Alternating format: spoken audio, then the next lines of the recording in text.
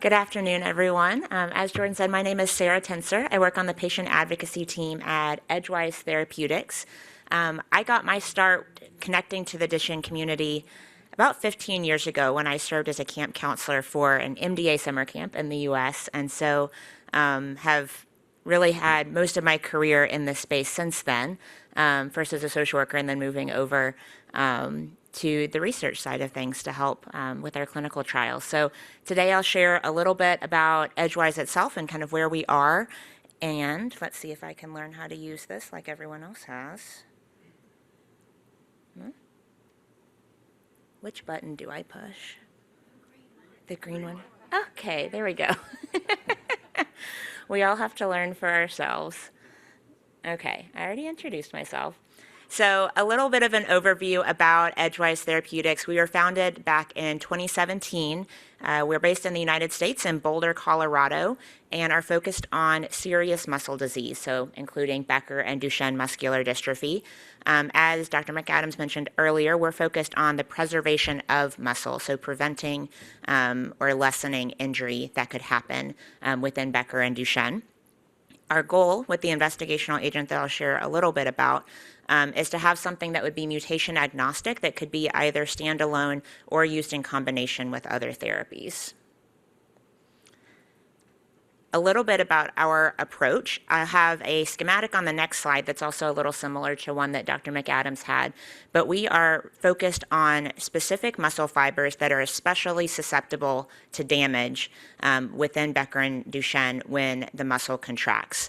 And so, as we'll see, there's, actually hold and speak to that on the next slide. But as I mentioned, we are developing an investigational therapy that's designed to protect those, specifically the muscle fibers that are most susceptible to damage.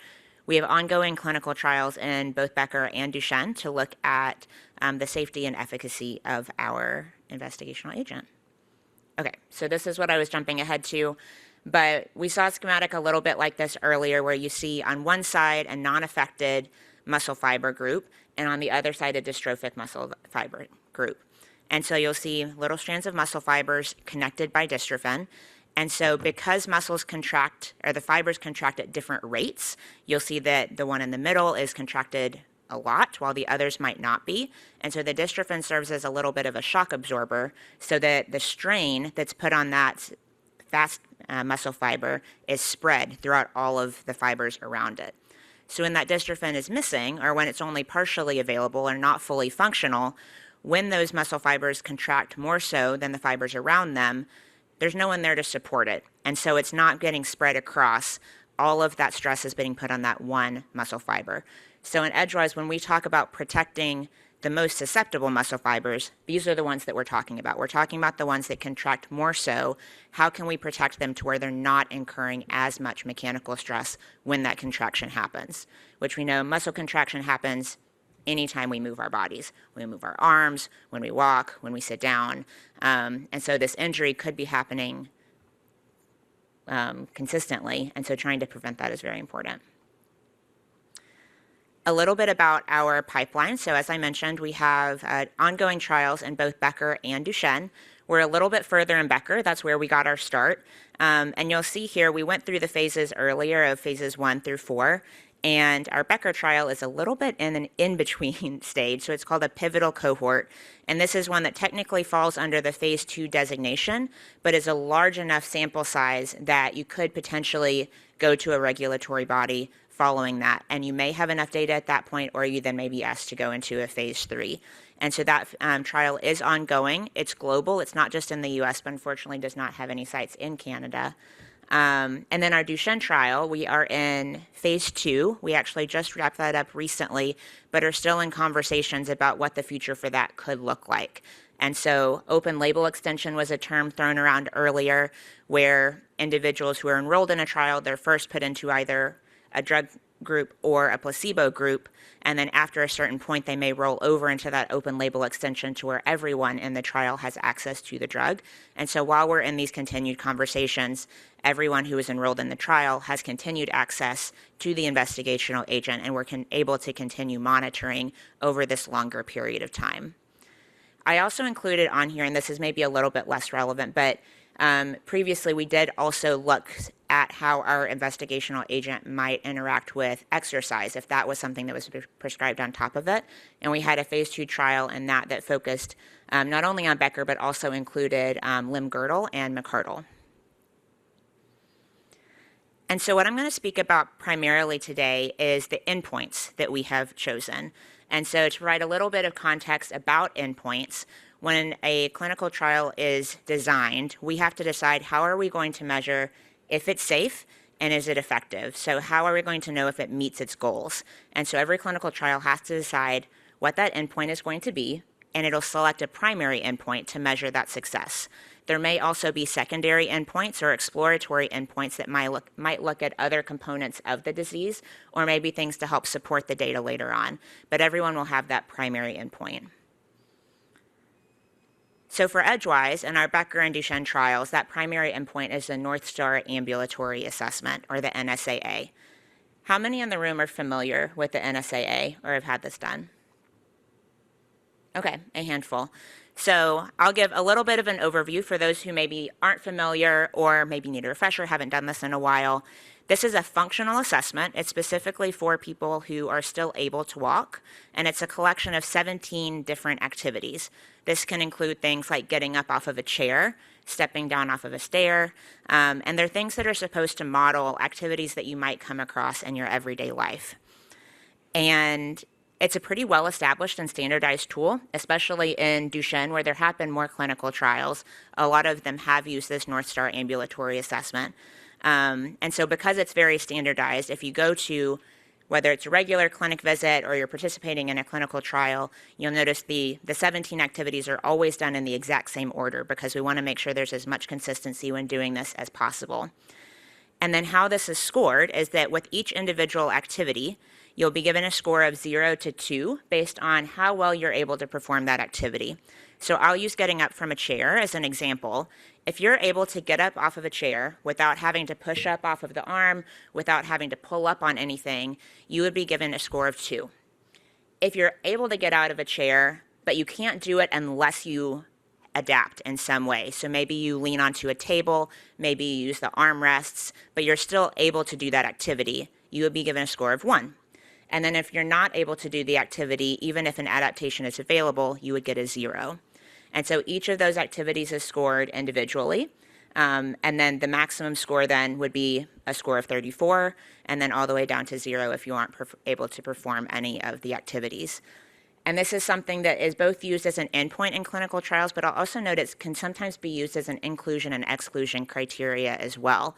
So sometimes if you're looking at a clinical trial, it may say that it's specifically for individuals with an NSAA score of a 5 to a 32 or some kind of range within that.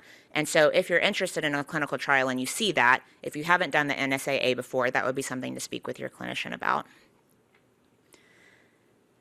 Another reason this is a valuable endpoint is because it's used really regularly in natural history studies. So both in Duchenne, but also in Becker. The example I have up here is in Becker. Those natural history studies are a little bit newer, but that is where the disease progression is studied over time if there were no intervention.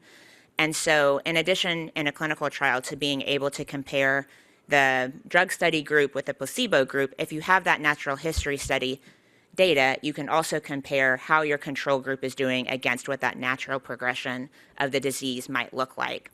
And then I've also given some examples here. So in Becker, the natural history suggests that once you start declining, you'll decline at an average of 1 to 2 points every year or two.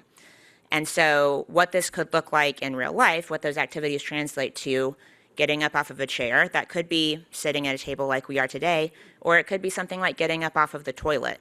And so losing a point within a year could mean that you go from being able to get up off of the toilet alone to being able to need assistance.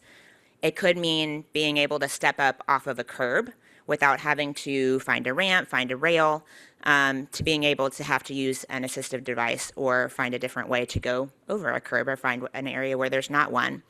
And then the last one here, which I know is very near and dear to people's heart, is how to get up if you fall down. So getting up off of the floor, that's another part of the NSAA, whether or not you're able to do that alone or with assistance or not at all. I've included up here a few educational materials that Edgewise has worked on. I have QR codes up there, but I also, if you find me at my table, I have these same QR codes on a little postcard that you can take with you. But the first one, it's called Welcome to Muscletown, and it's a little animated, short, it's very short, it's like 3 to 4 minutes, that we've put together that talks about how the muscle breaks down in someone living with Duchenne or Becker muscular dystrophy. And so it's meant, I don't know if Magic School Bus is as common in Canada as it is in the United States, but that's kind of the idea that we went to of what would happen if we went down into the muscle fiber and saw what was happening. And then the second one on there is just more details about the NSAA, what those specific activities are, but then also if you've never done this before, what would that clinic visit look like and what could you expect? And so if you or your child are having to have this assessment done and you've never done it before, that can be a helpful way to help prepare, know what to expect. I also really like the Muscletown video if you have teachers or friends who maybe don't understand what's going on in Becker or Duchenne. It can be a good supplementary resource to help explain that to someone who doesn't have the opportunity to come and sit in these conferences like you do. And then the last thing I'll speak about is kind of an emerging endpoint and something that we're also looking at within our Becker and Duchenne trials, and that's the stride velocity 95th centile, or SV95C, which is a little bit of a mouthful, but it's where you use activity monitors to measure the type of movement you have over a longer period of time. So when this is used in a clinical trial, you would maybe be asked to wear these activity monitors for a certain period of time, so not the entire length of the clinical trial, but maybe you have to wear them for 2 to 3 weeks at a time towards the beginning, and then a little bit later you're asked to wear them again for 2 to 3 weeks at a time later on after you've maybe had access to that drug for a longer period. And it represents the top ambulation speed. So it's more than just a step tracker. It looks at how you move, how quickly you move, how much you move. Does that change throughout the day? Does that change throughout that 3-week period?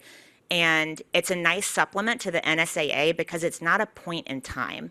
So that's one thing with the North Star ambulatory assessment. If you're doing that at a clinical trial visit, you might be exhausted from traveling the day before. You might be getting over a cold. Maybe you ate really poorly the day before and you're just feeling really sluggish. And all of those things could impact your score because it's only looking at how well you're able to do those 17 activities at that specific visit.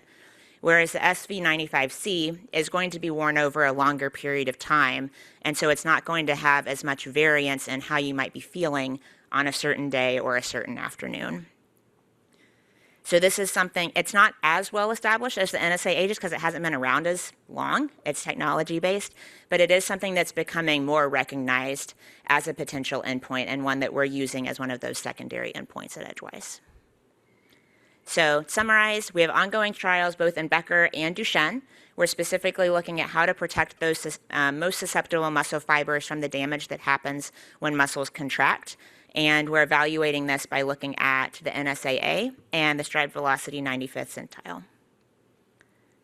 And last slide is my thank you. And I think I got stuck. I can just say it. Thank you. Oh, nope, it skipped ahead. I will still say thank you. I have a booth out. I'll be here all day today and tomorrow, so come find me if you have any questions.